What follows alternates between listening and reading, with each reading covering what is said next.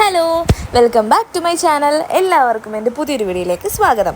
അപ്പോൾ ഞാനിന്ന് നിങ്ങൾക്കായിട്ട് ഇവിടെ തയ്യാറാക്കാൻ പോകുന്നത് തേൻ വരിക്കയും ശർക്കരയും അതുപോലെ തന്നെ തേങ്ങാപ്പാലും എല്ലാം ചേർത്ത് നന്നായിട്ട് നമുക്ക് ടേസ്റ്റി ആയിട്ട് കഴിക്കാൻ പറ്റുന്ന ഒരു അടിപൊളി കറി കാച്ചിയതാണ്.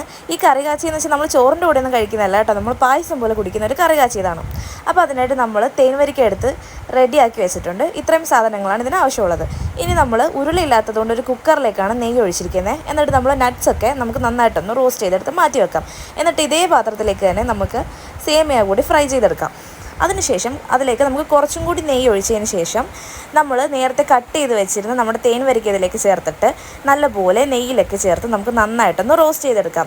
ഇനി നമ്മൾ ശർക്കര ഇത്രയാണ് ഞാൻ എടുത്തിരിക്കുന്നത്. ഇത് നമുക്ക് ഉരുക്കാൻ വെക്കാം. എന്നിട്ട് ഉരുക്കി വന്നതിന് ശേഷം ഇതൊരു അരിപ്പ കൊണ്ട് അരിച്ചിട്ട് നമുക്കിതിലേക്ക് ഒഴിച്ചു കൊടുക്കാം. എന്നിട്ട് ഇതിനെ നമുക്ക് നന്നായിട്ട് മിക്സ് ചെയ്ത് കൊടുത്തുകൊണ്ടിരിക്കാവേ. അതിനുശേഷം നമുക്ക് കുറച്ച് വെള്ളം കൂടി ഇത് കഴുകിയിട്ട് ഒഴിച്ചു കൊടുക്കാം. അതിനുശേഷം നമ്മളിതിനെ നന്നായിട്ട് മിക്സ് ചെയ്ത് കൊടുത്തിട്ട് ഇത് നല്ലപോലെ ഒന്ന് തിളച്ച് വരാനായിട്ട് കാത്തിരിക്കാം.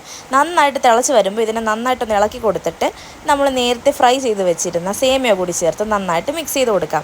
ഇത് നമ്മൾ സ്കിപ്പ് ചെയ്യാതെ നമ്മളിങ്ങനെ ഇളക്കിക്കൊണ്ട് തന്നെ ഇരിക്കണം, അല്ലെങ്കിൽ ഇത് അടിയിൽ പിടിക്കും. അപ്പോൾ നമുക്ക് നന്നായിട്ട് ഇതൊന്ന് കുറുകി വരുമ്പോഴത്തേക്കും ഇതിലേക്ക് നമുക്ക് തേങ്ങയുടെ 2ാം പാൽ ചേർത്ത് കൊടുക്കാം. എന്നിട്ട് നമുക്കിതിനെ വീണ്ടും നല്ലപോലെ ഒന്ന് മിക്സ് ചെയ്ത് കൊടുക്കാം. എന്നിട്ട് നമ്മൾ റോസ്റ്റ് ചെയ്ത് വെച്ചിരിക്കുന്ന നട്ട്സൊക്കെ ഇതിലേക്ക് ആഡ് ചെയ്ത് കൊടുക്കാം.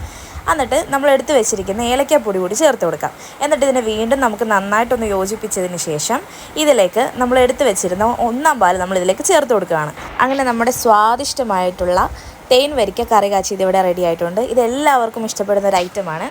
ഇത് ചക്ക കൊണ്ട് മാത്രം ഉണ്ടാക്കാൻ പറ്റുന്ന ഒരു ഐറ്റം അല്ല കേട്ടോ, നമുക്ക് നല്ല പഴുത്ത ഏത്തക്ക കൊണ്ടും ഉണ്ടാക്കാൻ പറ്റും. അപ്പോൾ ഇത് നിങ്ങൾക്ക് ഇഷ്ടപ്പെട്ടാൽ ഉറപ്പായിട്ടും ട്രൈ ചെയ്ത് നോക്കണം. എന്നിട്ട് എൻ്റെ ചാനൽ സബ്സ്ക്രൈബ് ചെയ്യണേ, സപ്പോർട്ട് ചെയ്യണേ.